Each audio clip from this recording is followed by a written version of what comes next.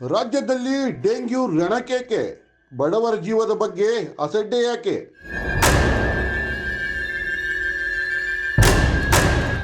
ಸ್ವಚ್ಛತೆಯಲ್ಲಿ ನಿರ್ಲಕ್ಷ್ಯ ತೋರಿಸುತ್ತಿದೆ ಪಂಚಾಯಿತಿ. ಹೀಗೆ ಆದರೆ ಏನಾಗ್ಬೋದು ಸಾಮಾನ್ಯ ಜನರ ಗತಿ?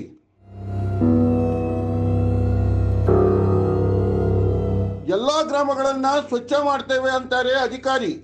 ನಿಮ್ಮ ಕಚೇರಿನ ಮೊದಲು ಸ್ವಚ್ಛ ಮಾಡಿ ಅಂತ ಚೀಮಾರಿ. ಸ್ವಚ್ಛವಿಲ್ಲ ಪಂಚಾಯಿತಿ. ರಾಮನಗರ ಜಿಲ್ಲೆಯಲ್ಲಿ ಡೆಂಗ್ಯೂ ಉಲ್ಬಣಗೊಂಡಿದ್ದು ಆರೋಗ್ಯ ಇಲಾಖೆ ಸಾಕಷ್ಟು ಮುನ್ನೆಚ್ಚರಿಕೆಯನ್ನ ವಹಿಸ್ತಾ ಇದೆ. ಆದರೆ ಇದಕ್ಕೆ ಪೂರಕವಾಗಿ ಕೆಲಸ ಮಾಡಬೇಕಾಗಿದ್ದ ಸ್ಥಳೀಯ ಸಂಸ್ಥೆಗಳು ಮಾತ್ರ ಸ್ವಚ್ಛತೆಗೆ ಆದ್ಯತೆಯನ್ನ ನೀಡದೆ ರೋಗ ಉಲ್ಬಣಕ್ಕೆ ಕಾರಣವಾಗ್ತಾ ಇದೆ. ಕೇವಲ ನಗರ ಪಟ್ಟಣ ಪಂಚಾಯತ್ ಮಾತ್ರವಲ್ಲ, ಸ್ಥಳೀಯ ಗ್ರಾಮ ಪಂಚಾಯತ್ಗಳು ಕೂಡ ಜಿಲ್ಲಾಧಿಕಾರಿಗಳ ಮತ್ತು ಸ್ಥಳೀಯ ಶಾಸಕರ ಆದೇಶಕ್ಕೆ ಬೆಲೆಯನ್ನ ಕೊಡದೆ ನುಣುಚಿಕೊಳ್ಳುವ ಯತ್ನ ಮಾಡ್ತಾ ಇದೆ. ಆರೋಗ್ಯ ಮತ್ತು ನೈರ್ಮಲ್ಯ ಒಂದೇ ನಾಣ್ಯದ ಎರಡು ಮುಖಗಳಿದ್ದಂತೆ. ನೈರ್ಮಲ್ಯ ಇರುವಲ್ಲಿ ಆರೋಗ್ಯ ಇರುತ್ತೆ, ನೈರ್ಮಲ್ಯದ ಕೊರತೆ ಇದ್ದಲ್ಲಿ ಆರೋಗ್ಯದ ಸಮಸ್ಯೆಗಳು ಕಾಣಿಸಿಕೊಳ್ಳುತ್ತೆ.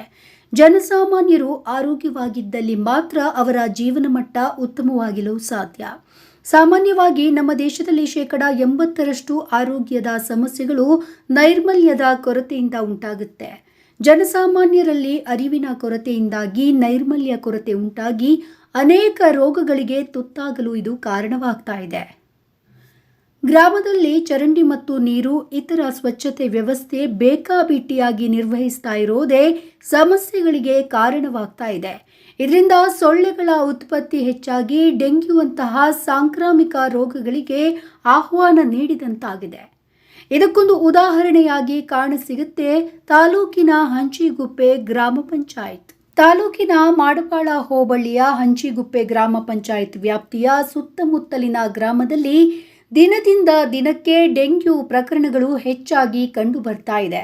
ಇದಕ್ಕೆ ಮುಖ್ಯ ಕಾರಣ ಪಂಚಾಯತ್ ನ್ಯಾಯಾಲಯದ ಅಸಮರ್ಪಕ ನಿರ್ವಹಣೆ. ತನ್ನ ಕಾರ್ಯಾಲಯದ ಸುತ್ತಮುತ್ತಲಿನ ಪ್ರದೇಶಗಳಲ್ಲಿ ಸ್ವಚ್ಛತೆಯನ್ನ ಮಾಡಿಕೊಳ್ಳಲು ಸಾಧ್ಯವಾಗದೆ ಬೇರೆಡೆ ಗಮನ ಹರಿಸಲು ಸಾಧ್ಯವೇ?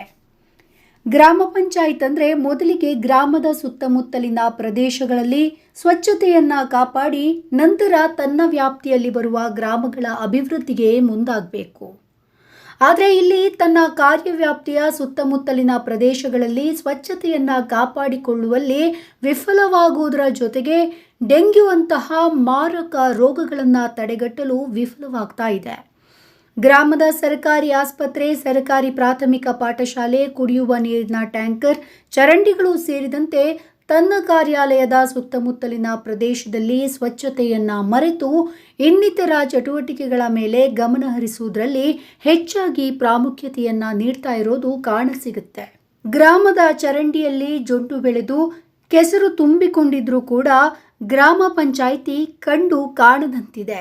ಸ್ವಚ್ಛತೆಗೂ ಪಂಚಾಯಿತಿಗೂ ಯಾವುದೇ ಸಂಬಂಧ ಇಲ್ಲ ಎನ್ನುವಂತೆ ನಡೆದುಕೊಳ್ತಾ ಇದೆ. ಈ ಬಗ್ಗೆ ಗ್ರಾಮ ಪಂಚಾಯತ್ಗೆ ಅನೇಕ ಬಾರಿ ದೂರನ್ನ ನೀಡಿದ್ರೂ ಕೂಡ ಯಾವುದೇ ಪ್ರಯೋಜನ ಆಗಿಲ್ಲ. ಮಾಗಡಿ ತಾಲೂಕಿನ ಮಾಡಬಾಳ ಹೋಬಳಿ ವೀರೇಗೌಡನ ದೊಡ್ಡಿ ಗ್ರಾಮದಲ್ಲಿ ಚರಂಡಿಗಳು ಸ್ವಚ್ಛತೆ ಇಲ್ಲದೆ ಗಬ್ಬು ನಾರ್ತಾ ಇದೆ. ಗ್ರಾಮ ಪಂಚಾಯಿತಿ ಕಾರ್ಯಾಲಯ ಪಕ್ಕದಲ್ಲೇ ಕುಡಿಯುವ ನೀರಿನ ಕೊಳ ಇದ್ದು ಮೂಗು ಮುಚ್ಚಿಕೊಂಡೇ ನೀರು ಹಿಡಿಯಬೇಕಾದಂತಹ ಪರಿಸ್ಥಿತಿ ಇದೆ ಎಂದು ಗ್ರಾಮಸ್ಥರು ದೂರಿದ್ದಾರೆ. ಸ್ವಚ್ಛತೆ ಇಲ್ಲದ ಚರಂಡಿಗಳು ಸೊಳ್ಳೆಗಳ ಉತ್ಪಾದನಾ ಕೇಂದ್ರವಾಗಿ ಮಾರ್ಪಟ್ಟಿದೆ. ಸೊಳ್ಳೆಗಳ ಕಾಟದಿಂದ ಡೆಂಗ್ಯೂ ಪ್ರಕರಣಗಳು ಹೆಚ್ಚಾಗಿ ಭಯದ ಭೀತಿಯಲ್ಲಿ ಗ್ರಾಮಸ್ಥರಿದ್ದಾರೆ. ವಿಪರ್ಯಾಸ ಅಂದರೆ ಗ್ರಾಮದವರೇ ತಾಲೂಕು ಪಂಚಾಯತ್ನ ಅಧ್ಯಕ್ಷರು, ಮಾಜಿ ಅಧ್ಯಕ್ಷರು, ಉಪಾಧ್ಯಕ್ಷರು ಮತ್ತು ಗ್ರಾಮ ಪಂಚಾಯತ್ ಸದಸ್ಯರಿದ್ರೂ ಕೂಡ ಸ್ವಚ್ಛತೆಗೆ ಮುಂದಾಗದಿರುವಂಥದ್ದು ದುರದೃಷ್ಟಕರ ಸಂಗತಿ. ಸ್ವಚ್ಛತೆಗೂ ಪಂಚಾಯತ್ಗೂ ಯಾವುದೇ ಸಂಬಂಧ ಇಲ್ಲ ಎನ್ನುವಂತೆ ನಡೆದುಕೊಳ್ತಾ ಇರುವಂತಹ ಹಂಚಿಗುಪ್ಪೆ ಗ್ರಾಮ ಪಂಚಾಯತ್ ಇನ್ನಾದರೂ ಕೂಡ ಸ್ವಚ್ಛತೆಯ ಕಡೆಗೆ ಗಮನ ಹರಿಸಿ ಸೊಳ್ಳೆಗಳ ಕಾಟದಿಂದ, ರೋಗ ರುಜಿನಗಳಿಂದ ನಮ್ಮನ್ನು ರಕ್ಷಿಸಬೇಕೆಂದು ಗ್ರಾಮಸ್ಥರ ಒತ್ತಾಯವಾಗಿದೆ. ಈ ವಿಚಾರವಾಗಿ ನಮ್ಮ ಪ್ರತಿನಿಧಿ ನಾಗೇಶ್ ತಾಲೂಕು ಪಂಚಾಯತ್ನ ಕಾರ್ಯನಿರ್ವಾಹಕ ಅಧಿಕಾರಿ ಚಂದ್ರು ಅವರ ಬಳಿ ಮಾತನಾಡಿದ್ದು, ಹಂಚಿಗುಪ್ಪೆ ಗ್ರಾಮ ಪಂಚಾಯತ್ ಸೇರಿದಂತೆ ತಾಲೂಕಿನ ವಿವಿಧ ಗ್ರಾಮ ಪಂಚಾಯತ್ ವ್ಯಾಪ್ತಿಯಲ್ಲಿ ಡೆಂಗ್ಯೂ ಪ್ರಕರಣಗಳು ಹೆಚ್ಚಾಗ್ತಾ ಇರೋದರ ಬಗ್ಗೆ ದೂರುಗಳು ಬರ್ತಾ ಇದೆ.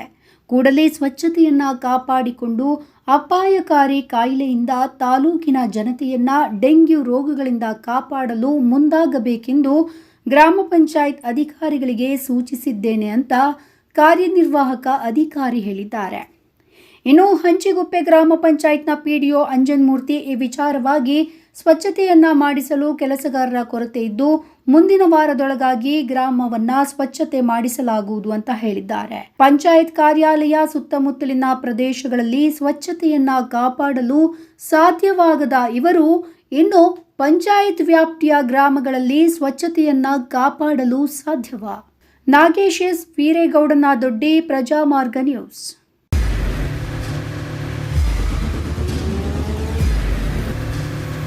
ಪ್ರಜಾಮಾರ್ಗ ನ್ಯೂಸ್, ಇದು ಜನಸಾಮಾನ್ಯರ ಧ್ವನಿ. ನಮಸ್ಕಾರ. ನೀವು ನೋಡ್ತಾ ಇದ್ದೀರಾ ಪ್ರಜಾಮಾರ್ಗ ನ್ಯೂಸ್. ರಾಷ್ಟ್ರದ ರಾಜ್ಯದ ರಾಜಕೀಯದ ಬಗ್ಗೆ ಹೆಚ್ಚಿನ ಸಿನಿಮಾ ಅಪ್ಡೇಟ್ಗಳಿಗಾಗಿ ಫಸ್ಟ್ ಲೈಕ್ ಮಾಡಿ, ಸಬ್ಸ್ಕ್ರೈಬ್ ಆಗಿ, ಹಾಗೆ ಫಾಲೋ ಕೂಡ ಮಾಡಬೇಕು.